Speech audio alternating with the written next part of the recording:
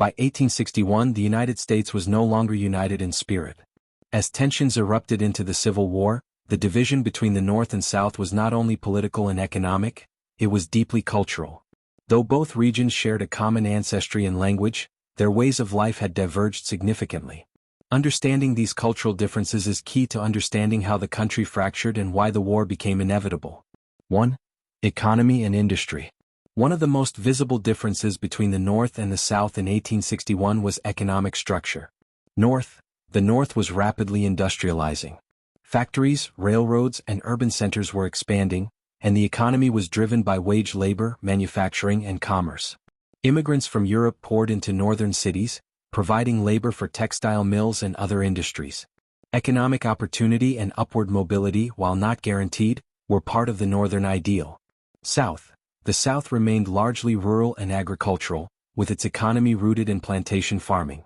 Crops like cotton, tobacco, and rice were cultivated using enslaved labor.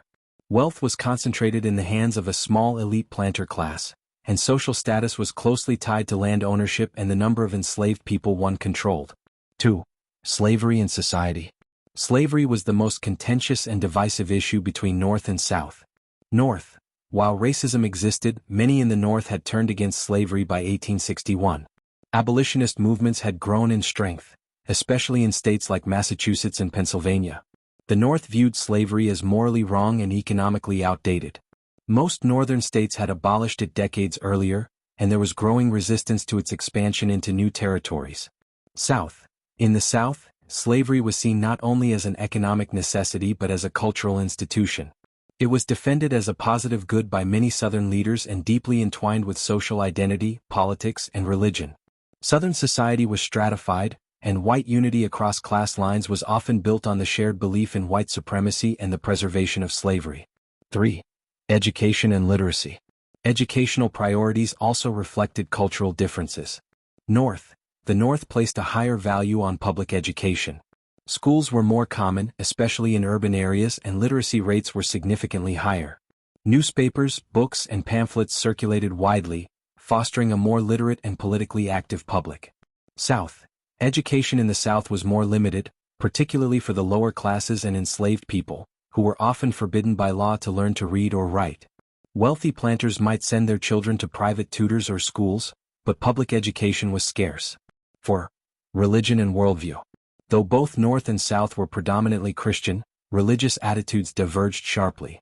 Many northern churches took a moral stance against slavery, with denominations like the Quakers, Methodists, and Congregationalists supporting abolition. This moral lens influenced social reform movements beyond slavery, including temperance and women's rights. Southern churches often justified slavery with scripture, promoting a vision of a divinely sanctioned social order. Ministers preached obedience, hierarchy, and the idea that slavery was part of God's plan, reinforcing the existing power structure. 5. Urban versus rural life. The North was rapidly urbanizing.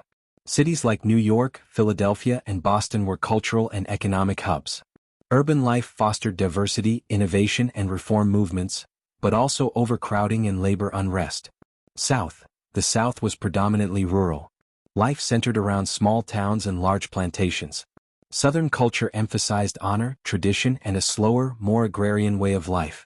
There was a romantic attachment to the Old South ideal of chivalry and gentility. 6. Politics and identity. Northern political culture was more focused on federal authority, infrastructure development, and the containment of slavery. Many Northerners supported Abraham Lincoln's platform of limiting slavery's expansion rather than abolishing it outright. Southern identity was deeply tied to states' rights and local control. Many in the South believed the federal government threatened their way of life. Secession was seen not as rebellion but as a legitimate response to what they perceived as Northern aggression. Conclusion. By 1861, the North and South had become two distinct societies. Their differences went beyond politics or economics. They reflected opposing worldviews, lifestyles, and cultural values. These cultural divides made compromise increasingly difficult and helped set the stage for a bloody and transformative civil war. Understanding these differences today helps us grasp the full complexity of America's most defining conflict.